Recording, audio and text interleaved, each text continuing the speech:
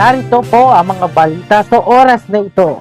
Si Pastor Apollo C. Kibuloy ay ipapakulong na po sa bunker sa KJC compound sa Davao City. Ayon sa pulisya, ang enkwentro sa bahagi ng City Garcia Highway sa Davao City nitong gabi. Narito po ang mga balita sa Ingles.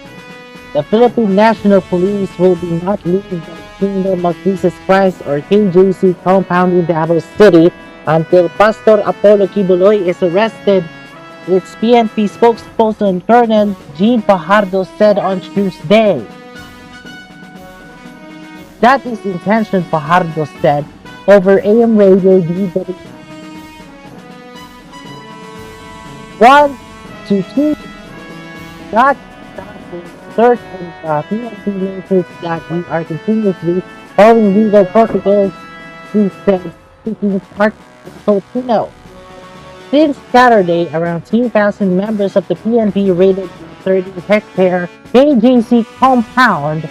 Fajardo previously said the entrance of the bunker of Kibuloy's compound would likely be found soon.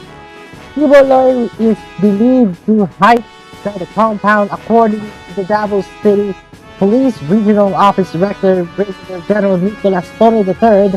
Kibuloy and 5 others are facing child abuse cases before a Davao City court. He passed standing arrest once also for human trafficking issued by a Pasig City court. Ang mga pagkulong ni Kibuloy, sabi ni Police Officer Jean Fajardo. Ang mga wanted sina Kibuloy kasama si Semanes, Crescente Canada, Ingrid Canada at Paul Canada.